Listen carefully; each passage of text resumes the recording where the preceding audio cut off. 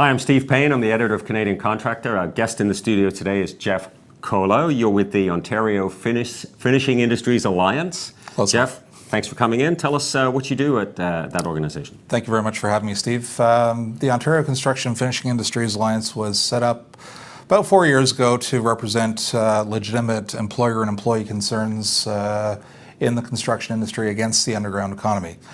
Stats Canada has identified a $36 billion underground economy, of which approximately 1/3 of that, or about $12 billion, is in construction. So how that happens is you have legitimate employers who often are unionized, but this isn't a union non-union thing. It's simply a right or wrong thing. They have payroll costs, and they have they pay their employees by the hour. They deduct income tax. They deduct CPP, EI premiums. They pay WSIB premiums on their behalf. And then on the other side, you have let's call them illegitimate employers who come in and say, if you want to work for me, I'm going to pay you straight check. You're going to be a subcontractor, or you're going to be an independent operator, and there will be no source deductions for income tax. So that costs the federal and provincial governments and their agencies somewhere between $1.4 and $2.4 billion a year. And what it does is it gives them a significant competitive advantage whereby they're undercutting legitimate contractors by as much as 40 to 50% when they bid for jobs. Okay, so the underground economy is a big deal. I don't think we disagree on that at all. Where we have disagreed is the editorial position of Canadian Contractor magazine. It's pretty forthright. We think the Ontario College of Trades is a horrible thing. And one of the arguments, we got to know each other when you were responding online. Some very eloquent and quite pointed comments about why the Ontario College of Trades is a good thing from your viewpoint or from your organization's viewpoint. How is Ontario College of Trades going to solve these problems, the problem that we agree is an issue with the underground economy? I don't think it'll single-handedly solve the problem of the underground economy, but I think it is an important tool in working against it. Anytime that you have an enforcement capacity, and one of the mandates of the college is protection of the public interest and protection of the integrity of the individual trades. You've got the college representing 156 trades approximately, of which I think about 22 are compulsory trades, the rest are voluntary. The compulsory trades are required to be members of the college, so they will have certificates of qualification inspected and certification standards enforced by their enforcement capacity. For the voluntary trades, I think it could be an important marketing tool. I'm a member of the college in good standing. The college will also maintain a registry of complaints, so they can point to their record and say, I've never had a complaint against me. Okay, many of our readers, certainly not, I can't speak for all of them, but many people say, okay, I'm an electrician, I'm a registered electrician, I've got my certificate of qualification, I'm in good standing, I paid for that, and I've been working in the trade 25 years.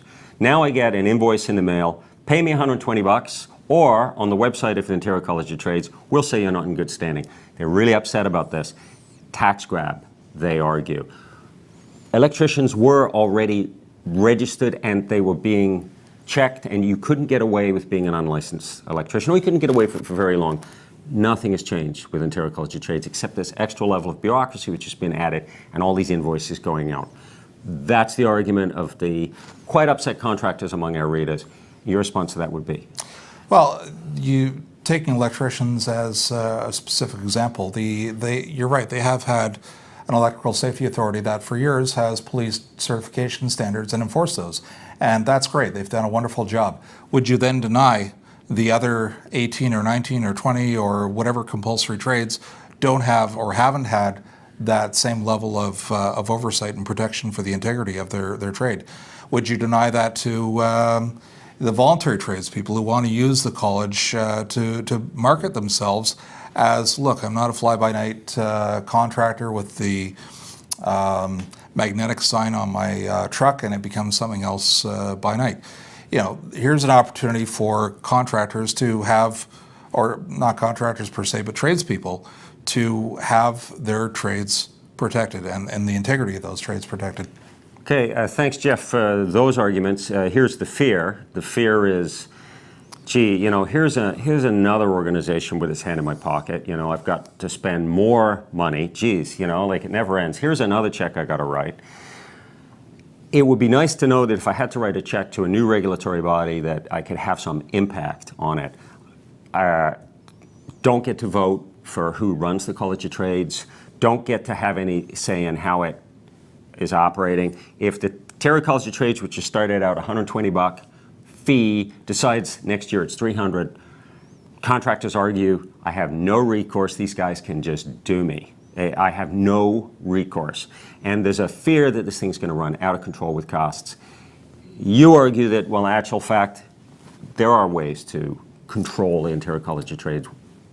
What are they? Absolutely. It's a multi-level governance structure. You've got the Board of Governors, you've got individual trade boards, you've got divisional boards, all kinds of opportunities for individual tradespeople to access somebody who will listen to a reasonable argument. Why can't they vote? They can access, why can't they vote? Well, it's a startup organization, and it's initially it was set up by the Ministry of Training Colleges and Universities, so it was a provincial government setup that has now broken off, and it's independent of government now. It's raising its own revenue from membership fees, which, by the way, are, I think, the second or third lowest of any regulatory college in Ontario. $120 is not a lot to factor in as a cost of doing business, to have the integrity of your trade enforced and protected, and also in the interest of protecting the public interest. The $120 doesn't sound like a lot.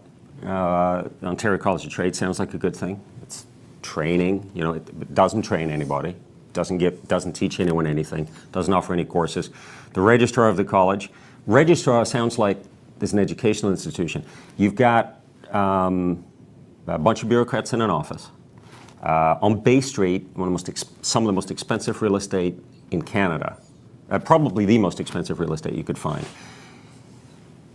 $84 million, the Stop the Trades Tax Coalition argues, will be taken out of contractors' pockets. They don't get any vote on how this thing is run. So there's a lot of fear and a lot of mistrust. Well, I think the $84 million number is misleading, for one. I think if you look at the budget of the college, they're budgeting somewhere between $20 and $25 million per year for the first several years. So I don't know where $84 million came from. I think that was maybe an extrapolation if every single voluntary tradespeople in Ontario joined. And voluntary tradespeople don't have to, because you don't have to have a certificate of qualification in order to secure employment in the voluntary trades. Yeah. But it can be a marketing tool for those with the savvy to embrace that and say, you know what, I'm a member of the College of Trades in good standing. I have a certificate of qualification. This is why I provide better value than somebody who doesn't have those same credentials. And the College of Trades is simply a conduit for providing consumers with an ability to check on whether there have been any complaints against members of the college or not. The $84 million trades tax, again, I think is it's just a false and misleading number. And to call it a tax, I think, is also false and misleading. It would be interesting to see a study out of the Ministry of Training Colleges and Universities how much taking that responsibility away from government, putting it in the private sector, has actually saved the government and the taxpayers of Ontario. The contractors would argue that they're not interested in having the costs of the Ministry of Colleges and Universities downloaded onto them. Certificates of qualifications were checked by other organizations over the years. Now they're being asked to pay right up front for activities that were already being done.